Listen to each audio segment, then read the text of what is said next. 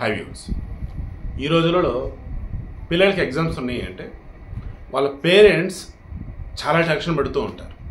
కారణం పిల్లలు ఎగ్జామ్స్లో ఎలా రాస్తారు ఏంటని, అండ్ వాళ్ళకి చదివి గుర్తున్నాయా లేవా అని.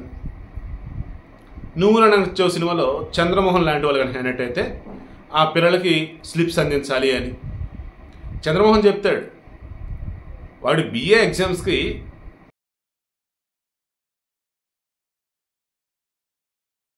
నేను కష్టపడినంత నా ఎగ్జామ్స్ అప్పుడు కష్టపడితే ఈ పాటికి కలెక్టర్ అయిపోయేవాడిని అని చెప్పేసి. ఎందుకు?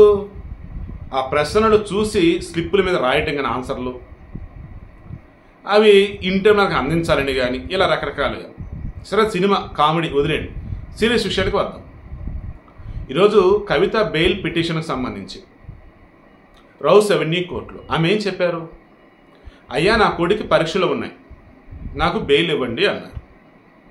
దెన్ ఆబ్వియస్లీ చదువుకుంటున్నటువంటి పిల్లల తల్లిదండ్రులు అంతా కూడా ఈరోజు కవిత అన్నటువంటి మాటలో వారిని వారు వెతుక్కొని ఉంటారు, చూసుకొని ఉంటారు. కారణం పిల్లలు పరీక్షలు రాయాలంటే ఇంటి దగ్గర తల్లిదండ్రుల యొక్క ప్రిపరేషన్ ఎలా ఉండాలి, వారికి గైడెన్స్ ఎలా ఇవ్వాలి, ఇలా 1,00,000 ఉండొచ్చు. మీరు అనొచ్చు డబ్బులు ఉన్నటువంటి పిల్లలు కానీ అంటే డబ్బులు ఉన్న వాళ్ళ యొక్క తల్లిదండ్రుల యొక్క పిల్లలని కానీ పొలిటీషియన్స్ యొక్క పిల్లల విషయంలో కానీ తల్లిదండ్రులు నిజంగా వాళ్ళ ఎగ్జామ్స్ అప్పుడు పట్టించుకుంటూ ఉన్నారా మాస్టరు అని మీరు అనొచ్చు. ఏమో మరి కవిత గారు ఆన్సర్ చెప్పారు. ఈరోజు కోర్టులో ఆమె అదే అన్నారు, అయ్యా నా కొడుకు ఎగ్జామ్స్ అయ్యా నాకు బెయిల్ ఇవ్వాలయ్యా అన్నారు. ఏడీ ఏమన్నారు? ఏమండి మాకు 7 రోజులు కస్టడీకి ఇచ్చారండి. ఆమె ఎన్ని ఆన్సర్ చెప్పారు? ఆమెను అడగండి మీరు. ఎక్కడ చెప్పింది ఆమె ఆన్సర్లు? ఏం చెప్పలా. అఫ్కోర్స్ కొన్ని చెప్పారులేండి. సో మాకు కావాల్సిన ఇంకా ఆన్సర్ రాలా. ఆమెను మరలా మా కస్టడీకి ఇవ్వండి ఇంకో 5 రోజులు అని చెప్పేసి వాళ్ళు అన్నారు. Then prevention of money laundering act అందులో సెక్షన్ 19లో సబ్సెక్షన్ 2 ప్రకారం ఈమెను అరెస్ట్ చేశారు. కాబట్టి ఏమండి నేను కవిత తరపు లాయర్ని, ఆమెని ఈ సెక్షన్ అరెస్ట్ చేశాను అంటున్నారు కదా, నాకు దాని తర్వాత ఫుల్ డీటెయిల్స్ ఇవ్వండి అని చెప్పేసి ఆయన అన్నాడు. అండ్ బెయిల్ ఇవ్వాల్సిందని చెప్పేసి ఆయన అంటున్నాడు. చివరికి సుకేష్ చంద్రశేఖర్, జాక్లిన్ ఫెర్నాండెజ్ ఒక లవర్ అనుకోవచ్చు, అండ్ చాలా చాలా విషయాలలో డబ్బు విషయంలో చక్రం తిప్పినటువంటి చీకటి రాజుని కూడా అనుకోవచ్చు. తీహార్ జైలులో ఉన్నాడనే కానీ తీహార్ అని ఒక ఆఫీస్ రూమ్లో ఉన్నాడని ఫీలింగ్ క్రియేట్ చేశాడు. ఎందుకు? గతంలో పలు సందర్భాల్లో కేజ్రీవాల్కి సంబంధించి, ఇదే కవితకు సంబంధించి, ఇదే లిక్కర్ స్కామ్కి సంబంధించి ఎన్నెన్ని విషయాలు బయటపెట్టేటో మనం మాట్లాడుకున్నాం. ఆయన గత కొద్ది రోజుల క్రితం ఏమన్నాడు? అక్కో కవిత అక్క, తీహార్ జైలు అక్క, బాగా రెన్యువేషన్ చేశారక్క, రాక్క నీకోసం వెయిటింగ్, అంతా ఎదురు చూస్తూ ఉన్నారు మన వాళ్ళంతా. అతను ఎటకారంగా అన్నా నార్మల్గా చెప్పినా ఈరోజు పాపం తీహార్ జైలు ఇప్పుడు ఏమో కవితకి అలర్ట్ చేసింది. తీహార్ జైలు వచ్చేసి ISO 9001/2008 international organization for standardization. ఈ ISO గుర్తింపు ఎలా ఇస్తారంటే కొన్ని నామ్స్ ఉంటాయి, అవి పాటించాలి. పోలీస్ స్టేషన్ అయితే ఇదిగో ఈ నామ్స్ పాటించాలి ఇంటర్నేషనల్ వైడ్, జైలు అయితే ఈ నామ్స్ ఉండాలి. ఇలా ఈ తీహార్ జైలు వచ్చేసి ఇంటర్నేషనల్ ఆర్గనైజేషన్ ఫర్ స్టాండర్డైజేషన్ అన్నట్టుగా నామ్స్ని ఫాలో అవుతున్నాడు. అందులో Tihar jail number 1, jail number 2 ఇలా నెంబరింగ్లు ఉంటాయి. ఇందులో కరుడు కట్టినటువంటి టెర్రరిస్టులు ఉండేది కూడా ఇదే తీహార్ జైల్లో. వాళ్ళ వాళ్ళ బ్యారక్ వేరే, పొలిటీషియన్స్ రిమాండ్లో ఉండే బ్యారక్ వేరే, పొలిటీషియన్స్ జైలు శిక్ష పడినటువంటి వాళ్ళ బ్యారక్ ఉండే వేరే, ఇలా మన దేశంలో కరుడు కట్టిన హత్యలు చేసిన వాళ్ళు ఉండే బ్యారక్లు వేరే. ఇలా తీహార్ జైలు అంటేనే మన దేశంలో శత్రు దుర్భేజమైంది అని.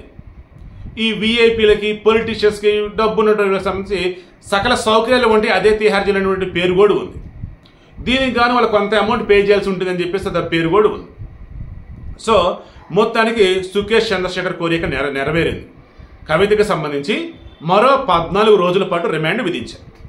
ఈడీ ఏం కోరింది? అయ్యా మా కస్టడీకి ఇవ్వండి, ఇంకా మా కస్టడీలో ఇంకా కొంతమంది ఉన్నారు, విచారిస్తున్నాం, ఇవి కూడా విచారించాలా, అలా మీరు బెయిల్ ఇస్తే మాకు ఇబ్బంది, అలా జ్యుడిషియల్ రిమాండ్లో విధించినా మాకు ఇబ్బంది అంటే, సర్లే అయ్యా జ్యుడిషియల్ రిమాండ్ విధిస్తున్నాం ముందైతే అని జ్యుడిషియల్ రిమాండ్ విధించారు.